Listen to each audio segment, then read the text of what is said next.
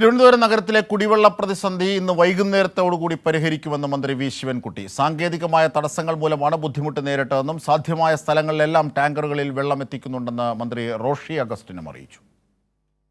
Thiruvananthapuram Jagathy CITU റോഡിൽ railway ക്രോസിന് സമീപം കുടിവെള്ള പൈപ്പ് ലൈൻ പൊട്ടി അറ്റകുറ്റപ്പണികൾ നടക്കുന്നതിനാലാണ് നഗരത്തിൽ പ്രതിസന്ധി നേരിട്ടത്. ഇന്ന് രാവിലെയോടെ പ്രശ്നം പരിഹരിക്കാമെന്ന് പ്രതീക്ഷിച്ചപ്പോഴാണ് ഒരു വാൽവ് കൂടി തകരാറിലായത്.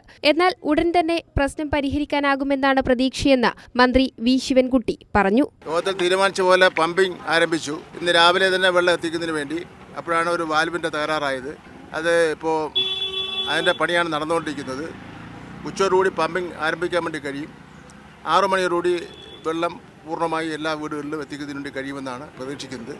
ഇന്നലെ തീരുമാനിച്ച പോലെ വാട്ടർ ടാങ്കർ ലോറിയിലുള്ള വെള്ളം എല്ലാ വാർഡുകളിലും എത്തിച്ചുകൊണ്ടിരിക്കുകയാണ്. കുടിവെള്ള പ്രതിസന്ധി നേരിടുന്ന എല്ലാ മേഖലകളിലും നിലവിൽ ടാങ്കറുകളിൽ വെള്ളം എത്തിക്കുന്നുണ്ട്. ഭാവിയിൽ ഇത്തരം കാര്യങ്ങൾ ഉണ്ടാകാതിരിക്കാൻ ശ്രദ്ധിക്കുമെന്ന് മന്ത്രി റോഷി അഗസ്റ്റിൻ പറഞ്ഞു. കഴിയുന്നത്ര മേഖലകളിൽ വെള്ളം ടാങ്കർ ലോറികൾ എത്തിച്ചു കൊടുക്കുന്നുണ്ട്. എല്ലാ പ്രദേശത്തും വണ്ടി കയറി ചെല്ലൽ അസാധ്യമാണ്. എങ്കിലും മാക്സിമം സ്ഥലങ്ങളിൽ ചെല്ലുന്നുണ്ട്. ഇപ്പം ഇന്നലെ തന്നെ അത് ചെയ്ത സമയത്ത് തന്നെ 10-20,000 കണക്ഷനിലേക്ക് ഓൾറെഡി ഇപ്പം തന്നെ വെള്ളം ചെന്നിട്ടുണ്ട്. പിന്നെ ഇതിൻ്റെ ഗ്രാവിറ്റി അവിടുന്ന് പമ്പിംഗ് ലൈൻ ആരംഭിക്കുന്ന തന്നെ ലോവർ റേഞ്ചിലുള്ള എല്ലാ സ്ഥലങ്ങളിലും ആദ്യം തന്നെ വെള്ളം എത്തും. ഇതിൻ്റെ പ്രഷർ മൂവ് ചെയ്ത് മുകളിലേക്ക് ചെല്ലാനുള്ള താമസം എടുക്കുന്നതുകൊണ്ടാണ് ഞാൻ പറഞ്ഞത് ഈവനിങ്ങോടുകൂടി എല്ലാ സ്ഥലത്തേക്കും വെള്ളം എത്തിച്ചേരാൻ കഴിയുള്ളൂ.